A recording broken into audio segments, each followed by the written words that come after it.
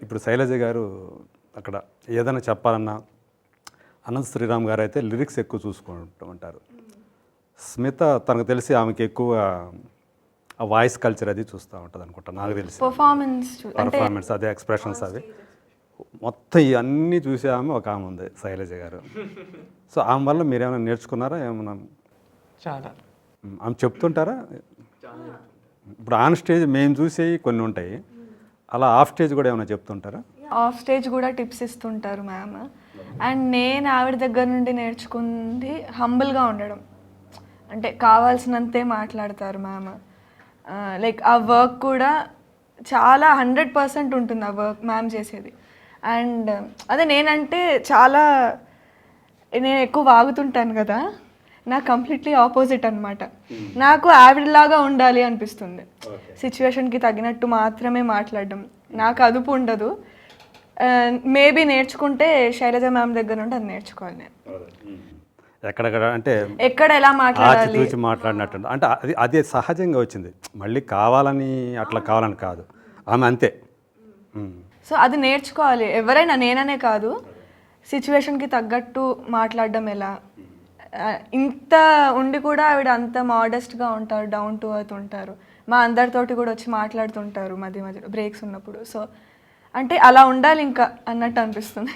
అదే మామూలుగా మెచ్చుకుంటారు, ఎప్పుడన్నా కోపడతారా, తిడతారా? తిట్టడం అంటే అంత సీరియస్గా ఉండదు, ఏ చెప్పినా మా మంచికే చెప్తారు. స్టార్టింగ్లో అంటే ఇప్పుడంటే ఓకే, స్టార్టింగ్లో చెప్పేటప్పుడు కానీ అట్లాంటివి ఏమైనా ఉంటాయా? ఏమైనా పాడేటప్పుడు మిస్టేక్స్ ఉంటే మాత్రం అది ఖచ్చితంగా చెప్పేస్తారు ఆవిడ. సో అది మళ్ళీ మేము కరెక్ట్ చేసుకోవడానికి మా మంచి కోసమే చెప్తారు మ్యామ్ కూడా. ఫైనల్లీ అంటే అదే ఏది చెప్పాలో అదే చెప్తారు. ఓకే. ఇప్పుడు మీకు సాకేత్ మెంటారు కదా, అట్లా మిగతా వాళ్ళు ఉంటారు. సో వీళ్ళు మీకు ఎలా సపోర్ట్ చేస్తుంటారా, లేకపోతే ఎట్లయినా సరే శివానీని తగ్గించేయాలి, ఎందుకంటే ఒక్కొక్కరి గురించి చెప్పాలంటే సాకేత్ అన్న ఆబ్వియస్లీ నాకు ఇంకా సొంత అన్న లాగే అనమాట.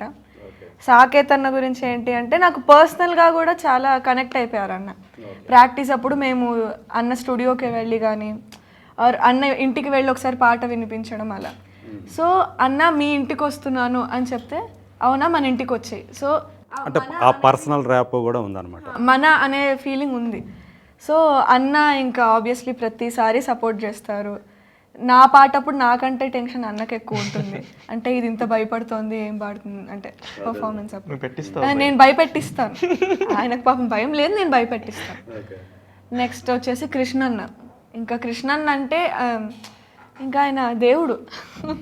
అందరికీ కూడా అందరు ఉన్న 24 కంటెస్టెంట్స్ అందరికీ కూడా అదే ఈక్వల్ సపోర్ట్ ఇస్తారు అన్న. అండ్ చిన్న చిన్న ఆఫర్స్ ఇవ్వడం కూడా, లైక్ ఆల్రెడీ ఇప్పుడు అఖిల్, సుధాంశు వీళ్ళంతా ఎస్టాబ్లిష్డ్ సింగర్స్ అవుతూ ఉన్నారు. ఓకే. అంటే పాటలు పాడుతున్నారు సినిమాల్లో, ఛాన్సెస్ వస్తున్నాయి వాళ్ళకి. ఓకే. కారణం తానే అంతేననుకోవాలి. మూలగా కారణం కృష్ణన్ననే. ఎందుకంటే ఆయన మమ్మల్ని చూసి మా పర్ఫార్మెన్స్ చూశాక ఓకే వీళ్ళు ఈ పాట పాడితే బాగుంటుంది అని సజెస్ట్ చేసేది అన్ననే. సో డెఫినెట్లీ మా అందరికీ అన్న సపోర్ట్ ఉంది.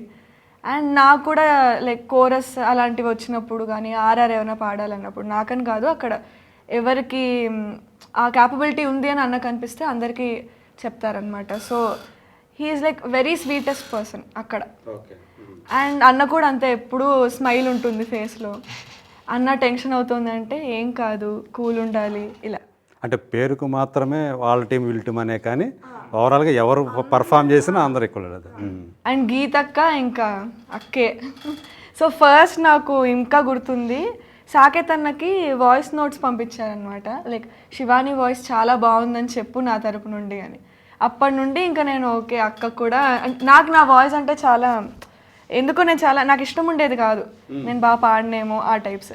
కానీ నేను గీతక్కని ఒక రోల్ మోడల్లా చూస్తుంటాను.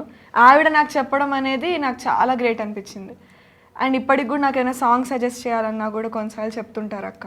అండ్ రేవంత్ అన్న ఇంకా చిల్, అన్నతో బాగా చిల్ చేయొచ్చు.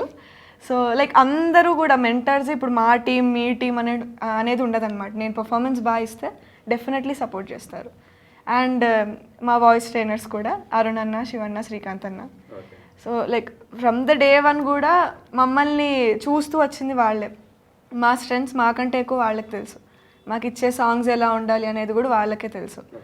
అండ్ ప్రాక్టీస్ అప్పుడు కూడా ఇంకా లైక్ మేమందరం అసలు ఎంత విసిగిస్తామో, ఎస్పెషల్లీ నేను పాడిందే పాడి ఇది బాగానే వచ్చిందా బాగా రాలేదా ఇంకేమైనా చేంజ్ చేయాలా టిప్స్ ఉంటే చెప్పండి. వాళ్ళు అప్పటికి అన్నీ చెప్పేసి ఉంటారు బాగుంది అన్నట్టు, కానీ నేను ఎక్కువ అడుగుతూ ఉంటాను ఇంకొకసారి పాడతాను వినండి అలా. సో ఎన్నిసార్లు వెళ్ళి పాడినా కూడా అంతే వింటూ ఉంటారు, అంటే విసుక్కోకుండా. ఈ అమ్మాయికి మనం చాలా ఓపిక, ముగ్గురికి కూడా. సో వాళ్ళకి ఈ సందర్భంలో థ్యాంక్ యూ చెప్పాలి. థ్యాంక్ యూ అన్న. లేకంటే నా గురించి అని కాదు, అందరికీ కూడా వాళ్ళు అలాగే హెల్ప్ చేస్తారు. అందరికి వాళ్ళేనా మొత్తం ఇచ్చేదంతా కూడా వాళ్ళేనా?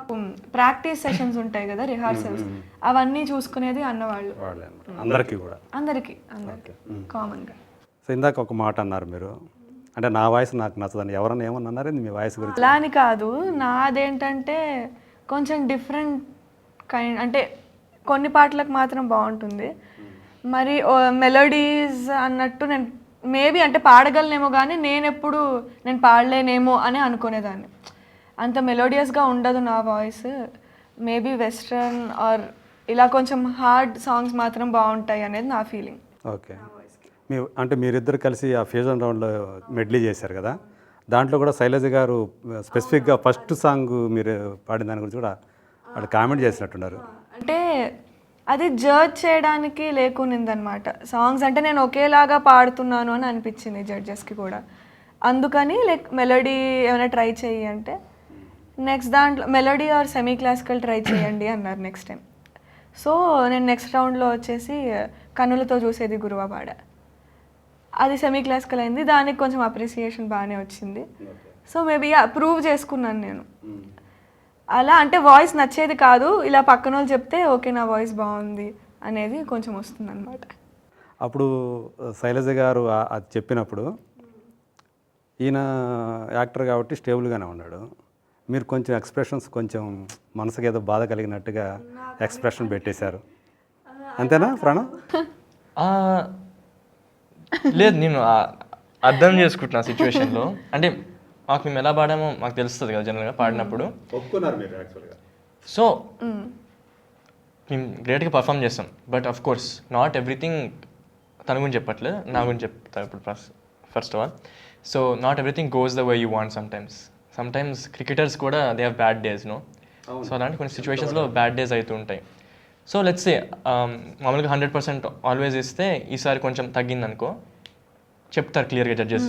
ఎంత లైక్ దే ఆనెస్ట్గా చెప్తారు. అండ్ ఎలా అంటే నువ్వు ఎక్కడ తప్పు పోయావు క్లియర్గా చెప్తారు, అది రెక్టిఫై చేసుకోవడానికి కూడా ఛాన్స్ ఇస్తారు. అంత బిగ్ హార్ట్స్ అనమాట వాళ్ళది, and the whole Zee team and everyone. So suppose we made a mistake or something, next round rectify చేసుకో అంతే. Like especially if they know your capabilities, నీ past round records all that చూసుకుని. So suppose like తన గురించి ఏదో అన్నావు కదా, నాకు ఛాన్స్ ఇచ్చారు నాకు. అంటే లైక్ అంటే నువ్వు పాడు semi classical or melody, next రౌండ్లో నువ్వు పాడగలవు, ట్రై చేయి అన్నట్టు. So I got that chance to prove my self. అంటే బాగా ప్రాక్టీస్ చేసి కష్టపడి వచ్చింది. సో సమ్టైమ్స్ బ్యాడ్ డేస్ అవుతూ ఉంటాయి, like even of the best people. So accept చేయాలంటే నేను బాగా పాడలేదు, నో ప్రాబ్లం, కానీ నేను ఎలా రెక్టిఫై చేసుకోగలుగుతాను, next round will give a comeback అన్నట్టు mind set. So generally great singers కానీ, గ్రేట్ యాక్టర్స్ కానీ, గ్రేట్ స్పోర్ట్స్ మెన్స్ కానీ, వాళ్ళ success it doesn't define them, right? వాళ్ళు ఫెయిల్ అయినాక how do they come out of that, వాళ్ళు next ఎలా prove చేసుకుంటారు, like how do they come back from failure is what makes dum great, is what makes dum legends. Shivani అట్లా come back అయింది జనరల్గా చెప్తున్నా అందరి గురించి. లైక్ సపోజ్ లైక్ ఆల్ 12 అంటే అవర్స్ నాదేంటంటే ఫేస్లో ఎక్స్ప్రెషన్ తెలిసిపోతుంది, అలా మీకు అలా తెలిసిపోయింది, కానీ లైక్ లోపల కొంచెం బాధ ఉన్నింది మేబీ. అవునవును. లేదు, నేను కూడా తలూపాడు, తలూపినప్పటికి కూడా సెట్లోనే ఉన్నాను. నేను I was very calm, I was like okay చల్తే, we gave a good performance, enjoy చేస్తారు అందరూ. సమ్టైమ్స్ కొన్ని తప్పులు పోతుంటాయి, okay let's accept it, but next round మాత్రం ఇలా యూనో ఈవెన్ కొంచెం కూడా మిస్ అవ్వకూడదు, విల్ ప్రూవ్ అవర్ సెల్ఫ్స్ అనే మైండ్ సెట్తో మేము ఇద్దరం ఉన్నాం. అంటే ఒక్కోసారి మీకు ఇప్పుడు వాళ్ళు జడ్జెస్ ఉంటారు, కానీ మీకంటూ మీకు ఓన్ జడ్జిమెంట్ ఉంటుంది. ఈవెన్ ఇప్పుడు మీరు బాగా పాడారని మీకు ఉంటుంది, శివాని పాడింది, శివాని కూడా బాగా పాడిందని మీకు ఉంటుంది. శివాని గురించి మీరు ఏదైతే అనుకున్నారో అక్కడ జడ్జి దగ్గర నుంచి అటువంటిది రాలా కామెంట్, రివర్స్లో వచ్చింది అనుకోండి, అప్పుడు ఎలా ఫీల్ అవుతారు? మీ గురించి కూడా అలా వస్తే ఎలా ఫీల్ అవుతారు? అది అవ్వదు. అది మామూలుగా మనకు వస్తాయి, కోపం వస్తుంది మనకి, అరే అంత మంచిగా పాడినా వీళ్ళు ఎట్లా చెప్తున్నారే. అది అవ్వదు. అది అయితే మాత్రం నువ్వు భ్రమలో ఉన్నావు. ఎందుకంటే అక్కడ ఉన్నది 4 ఎక్స్పీరియన్స్ జడ్జెస్. వాళ్ళకున్న స్టేచర్కి కానీ, ఎక్స్పీరియన్స్ కానీ, ఆర్ట్ మీద ఉన్న ప్యాషన్ కానీ మనమందరం ఎంత అంటున్నా they're so knowledgeable, such great legends they are. వాళ్ళు ఇది జడ్జ్మెంట్ అని చెప్తే అది మ్యాక్సిమం కరెక్టే ఉంటుంది. అది మేము అది తప్పు, మీరు చెప్పింది తప్పు అంటే మేము భ్రమలో ఉన్నట్టు. ఎందుకంటే ఇట్స్ లైక్ దేర్ ఎక్స్పీరియన్స్డ్ కదా. సో ఆ ఫీలింగ్ ఎప్పుడు రాదు. వస్తే మాత్రం then you need to rework your mind. Because ఇది ఆడియన్స్ కూడా చెప్తున్నారు generally, because their legends and anyone sitting in the public are singers కానీ, మా ఎక్స్పీరియన్స్ కానీ, మా నాలెడ్జ్ కానీ, it's near nothing in front of their knowledge. అక్కడ stage of stage కూడా ఏం అనుకోరు కదా, అసలు గొడవలు పట్టడం కానీ, ఇది కరెక్ట్గా లేదు జడ్జిమెంట్ ఇట్లా ఏం అని ఉండదు కదా. చాలా ఫ్రెండ్లీ ఉంటుంది. అండ్ మనకి అప్పుడప్పుడు మనసుకు తెలిసిపోతుంటుంది, ఇప్పుడు నేను ఈ పాట పాడితే డెఫినెట్లీ జడ్జెస్ ఇంప్రెస్ అవుతారు అని. సో అలాగే ఉంటుంది సిచ్యువేషన్. ఎప్పుడు కూడా అరే ఇలా అవ్వలేదేంటి అనే ఫీలింగ్ కూడా రాలేదు. మేము పర్ఫామ్ చేస్తాము, దానికి తగ్గట్టే వాళ్ళ జడ్జ్మెంట్ కూడా ఉంటుంది. మీరు దాంట్లోనే కదా చేసింది, రాములో పాట ఇది అంటేనా? కాదు ఫ్యూజన్లో రండి ఆయన మెడ్లీ చేసింది, దాంట్లో 2 మిక్సీలు చేసి అవి మ్యాషప్. మా కోసం చేస్తారా ఆ మ్యాషప్ ఒకసారి? హే నిన్నేలే నే కోరింది, నా రుత్తంతా నీ వల్లే మారింది. హే ఈడొచ్చి మంచి మూడొచ్చి ఈ మారికే ఎక్కిందే నీ పిచ్చి. ఒకటై కలిసి ఉందామా, ఒడిలోకొస్తే హంగామా. రవే నాటి రాని నా నింబు పని, చీకట్లో పని అరే చేద్దామే చిన్ని. నా సోకుల ఖైదీ నువ్వు చెప్పుకోతేది, సొగసంతా నీది అడ్డు లేదంట ఏది. రా మనం లాంగ్ డ్రైవ్ పోదాం, ఊరమాసు స్టెప్ వేద్దాం, నువ్వేలేనా రౌడీ బేబీ. రా you my only girl friend, నీ గుండె నాకు దిండ్, will make us new trend baby. రాములా నన్నగం చేసిందిరు, రాములా నా పానం తీసిందిరో, రాములా నన్నగం చేసిందిరో, రాములా నా పానం తీసిందిరో.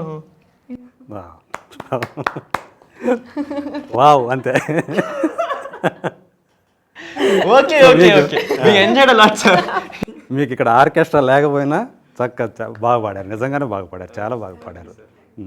సో అంటే ఎప్పుడో చేసి ఉంటారు కదా ప్రాక్టీస్ ఎప్పుడు, సో ఇప్పటికీ అది గుర్తుంది మీకు. మీకు అంటే మామూలుగా మెలోడీస్ ఇష్టమా లేకపోతే ఈ టైపు? నాకు మెలోడీసే ఇష్టం. అదే నేను చెప్పినట్టు నా వాయిస్ మేబీ దీనికి ఎక్కువ సూట్ అవుతుంది. అదే పెప్పీ సాంగ్స్కి నా వాయిస్ సెట్ అవుతుంది. బట్ నాకేంటంటే మెలోడీస్ కూడా చాలా ఇష్టం.